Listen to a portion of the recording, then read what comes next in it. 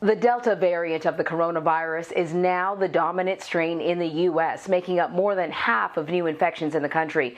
But doctors and researchers are warning about another variant of interest. The Lambda variant, first detected in Peru last year, has experts worried. And the World Health Organization says the variant's mutations could possibly increase its resistance to vaccines.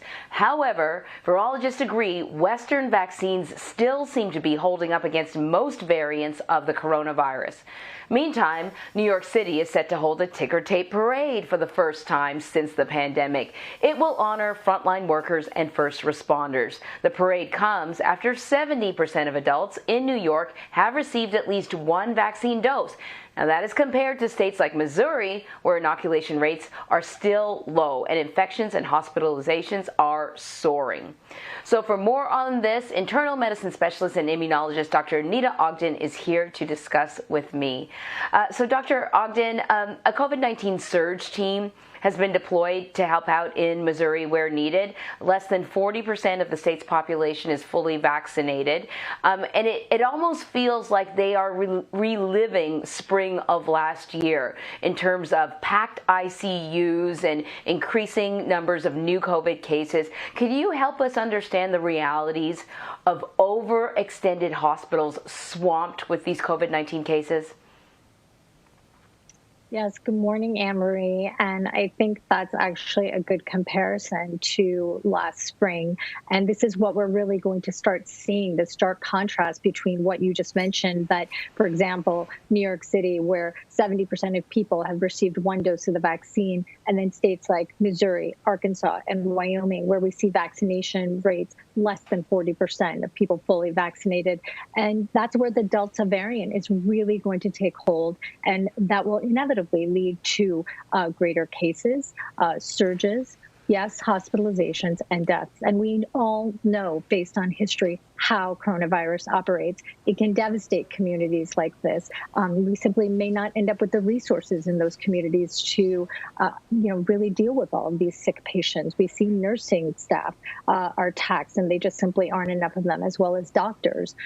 So this is the kind of concerning atmosphere that the Biden administration is now very quickly trying to focus on with these COVID surge teams made up of specialists from the CDC, from FEMA, the Department of Health and Human Services, to really get out there, help with contact tracing, help with vaccine outreach and vaccine uptake strategies.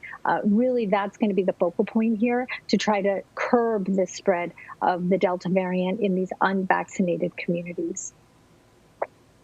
And I think it's really important to remind people, while New York is going to have a ticker tape parade to say thank you, that we should have learned by now that if something is happening in another state, this virus knows no boundaries. It rewind last spring, and the pandemic was ravaging New York, and other states were wondering, what's the big deal? Why do we have to wear masks and not open our businesses? There's nothing here. Well, it eventually arrived. And so, as long as this virus is still circulating, then it will sort of rebound back to the populations that are vulnerable, the populations that don't have access to the vaccine because maybe they're too young, so we're talking about kids, or, it's difficult for them to get around or whatever. So we can look at Missouri and be like, tisk, tisk, but this virus will keep moving until there's no available hosts. Right, Doctor?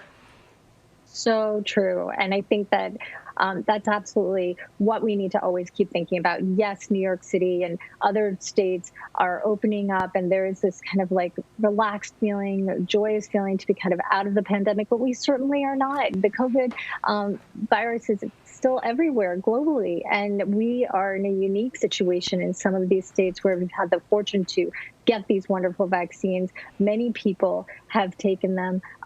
But the fact that these sinister variants are elsewhere in this country, and there are ones behind them, is really alarming and concerning. And it's just naive to think that, oh, it's over. It absolutely is not. There is the threat of the variants. And until we have more vaccinations, which we know stops COVID spread, we really can't relax.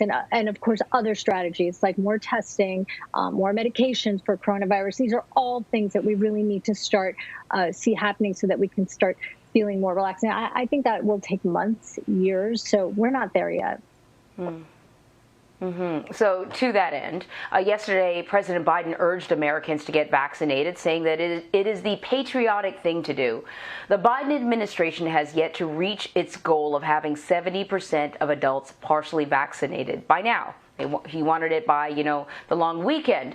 So it has occurred to me then that the strategies that were implemented before, sort of the clinics being available, the lottery tickets or the free beers or the peer pressure or watching famous people get inoculated, that's not working for the population that hasn't received the shot yet. So what's your take on, what needs to be done to reach out to those who are not inoculated? Yeah, Anne-Marie, I like Biden's sort of his emphatic message, but I'm still concerned about how they're executing this vaccine strategy. I mean, they are talking about now moving away from these centralized mass vaccination sites and going more into the community. And they're talking about pharmacies, pediatrician's office, family practitioner's office, as well as workplaces, getting vaccinations so that they're right there when you pick up your prescription or right there when you're at work.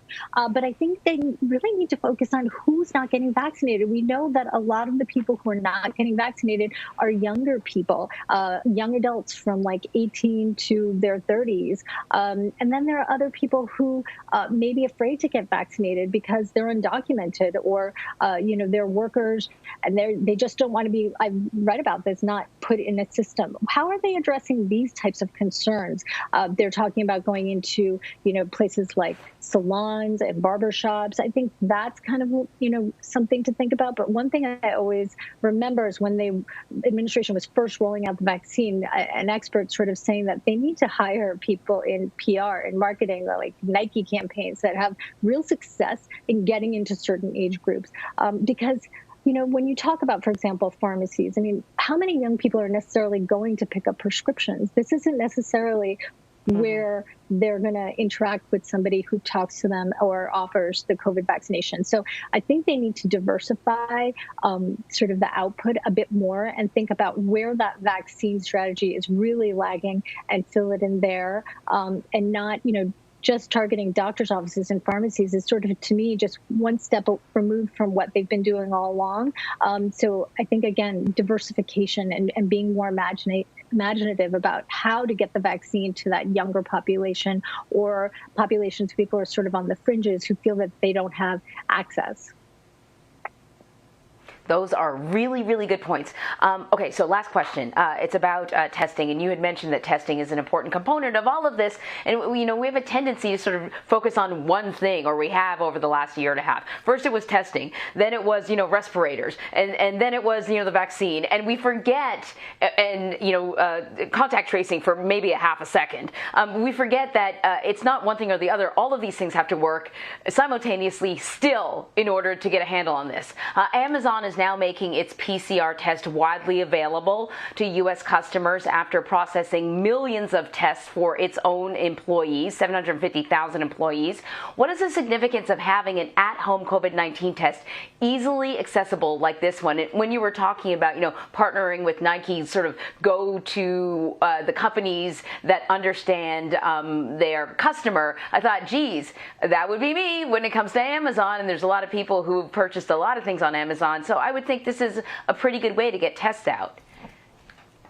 Yeah, I agree, Anne-Marie. And I think, it will remain to be seen, the execution. I like that this is a step in the right direction. Again, these big companies that we all use making something that is, before we knew getting a PCR test could be difficult. Now it's more accessible. They've been doing it with their employees. Now they're bringing it to their consumers.